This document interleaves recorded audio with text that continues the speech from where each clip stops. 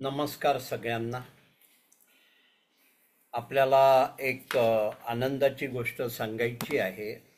त्याचबरोबर ती गोष्ट कशी साध्य करायची आहे ते पण सांगायचं आहे. परिवर्तन महिला संस्था यांचे काही उपक्रमांपैकी ज्येष्ठांसाठी 2 उपक्रम आहेत. 13 वर्षापासून चालू असलेलं दिलासा डे केअर हे आपल्या आजींचं घर आणि 6 वर्षापासून चालू असलेलं दिलासा विरंगुळा केंद्र हे साधारण 195 सभासदांचा ग्रुप. या दोन्ही ठिकाणी एकच गोष्ट बघण्यात आली आहे की ज्येष्ठांचं जास्तीत जास्त आनंदी व समाधानी जीवन. आता ह्या प्रवासामध्ये आपण काही साध्य केलेलं आहे आपल्या उद्दिष्टाला धरून. तर त्यामुळे एअर मराठी मुंबई अस्मिता वाहिनी जी ऑल इंडिया रेडिओची आहे, त्यांनी 1 ऑक्टोबर 2024 म्हणजे उद्या दुपारी 12 ते 1 आपल्या ह्या दोन्ही ॲक्टिव्हिटीजचं प्रसारण ठेवलेलं आहे. आपल्या ट्रस्टी वर्षाताई परचुरे, आपले सभासद विकास पाटील आणि दुसरे सभासद प्रफुल्ल साने, त्याचबरोबर आपल्या अजितच्या घरी 11 वर्षापासून वास्तव्य असलेल्या नलिनी गोखले, वय वर्ष 92, आणि वय वर्ष 94 असलेल्या नशिरा बातकर ताई, इतक्या 5 जणांचं त्याच्यात भाष्य आहे. हा कार्यक्रम एक इंटरव्ह्यू टाईप, म्हणजे आपण मुलाखत घेतो त्याप्रमाणे घेतलेला आहे. तो दृश्य स्वरूपात नाही आहे कारण तो रेडिओवर आहे. आता प्रत्येकाला प्रश्न पडला, कारण हल्ली आपण आपल्यातले काही सभासद हे रेडिओला जोडलेले आहेत. सकाळी रेडिओवर अस्मिता वाहिनीची गाणी लावतात, दुपारचे कार्यक्रम ऐकतात.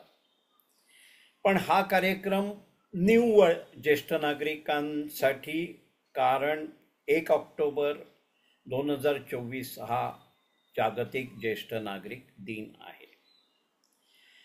कार्यक्रमाची वेळ आहे 12 ते 1.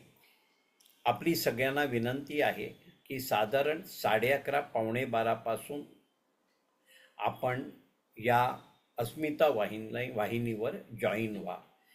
कारण आपण म्हणतो आकाशवाणी एकदाच बोलते, याचं रेकॉर्डिंग आपल्यापर्यंत येणार आहे की नाही माहिती नाही आहे, तो नंतरचा भाग आहे. पण आपल्या मोबाईलमध्ये जर आपल्याकडे रेडिओ असेल तर काहीच प्रश्न नाही, अस्मिता वाहिनी रेडिओवर आहे. पण आपल्या मोबाईलमध्ये जर हे चालू करायचं असेल तर अगदी सोप्या 3 स्टेप्स आहेत. ते मी तुम्हाला ग्राफिकने दाखवणार आहे, म्हणजे काय आपल्याला बघायचं आहे ते.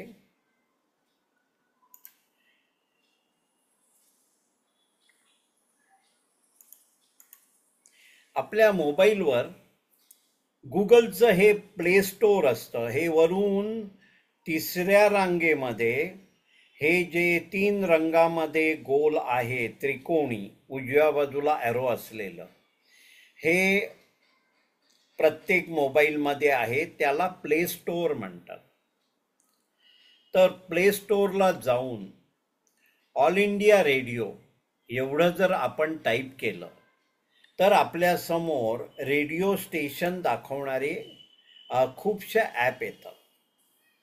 पण त्यातलं मी हे ॲप सिलेक्ट केलं. हे आपल्याला वरती जे डाव्या कोपऱ्यामध्ये डार्क ब्ल्यू कलरमध्ये आहे, ज्याच्यावर लिहिलेलं आहे, चौकोनी आहे, एअर रेडिओ, आणि बाजूला लिहिलं आहे ऑल इंडिया रेडिओ इंडिया.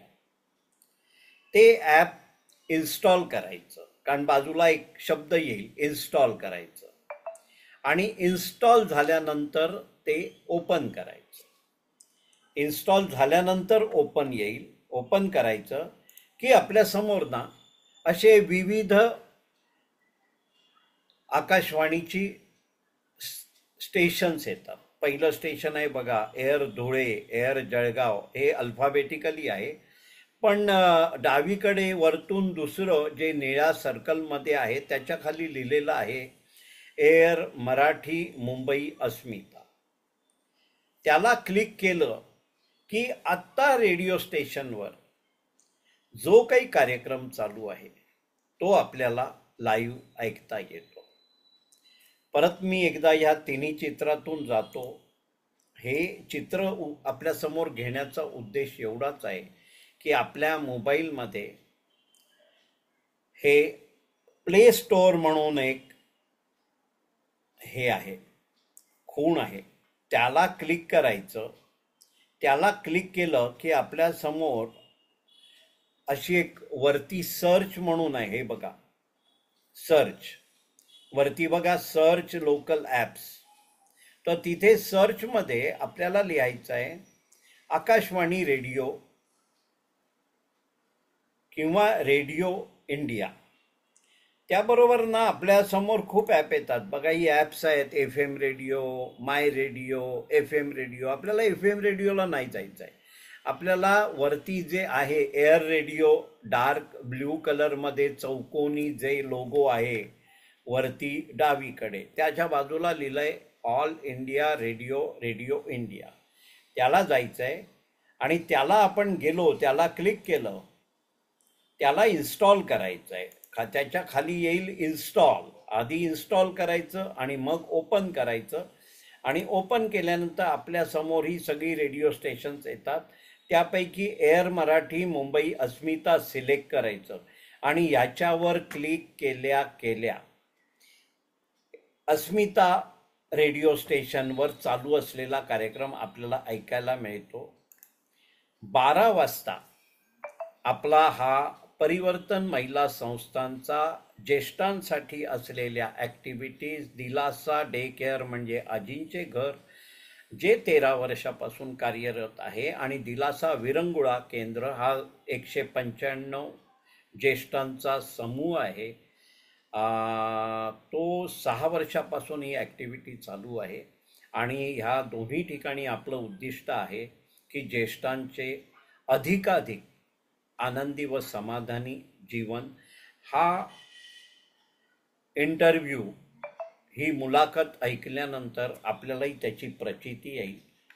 आणि एक डोंबिवलीमध्ये अशा प्रकारचं एक कार्य चालू आहे ज्याच्यात कोविडमध्ये दर आठवड्याला 10 कार्यक्रम ऑनलाईन होत होते.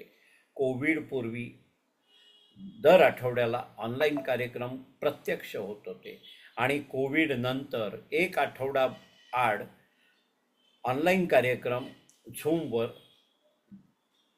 आठवड्याचे 10 प्रमाणे एक आठवडा आड होत आहेत. 4 वेळा 5 वेळा प्रत्यक्ष भेट होते. एक थेट भेट म्हणून एक मोठा कार्यक्रम असतो. तर या संस्थेची माहिती आपल्याला तिथे मिळू शकेल. आपण हे सगळं छान ऐकून घेतलं, त्याचं अनुकरण करा म्हणजे आपल्यापैकी प्रत्येकाला अस्मिती वाहिनीवर हा पर्टिक्युलर कार्यक्रम ऐकता येईल. आणि एवढं म्हणून मी इथे थांबतो.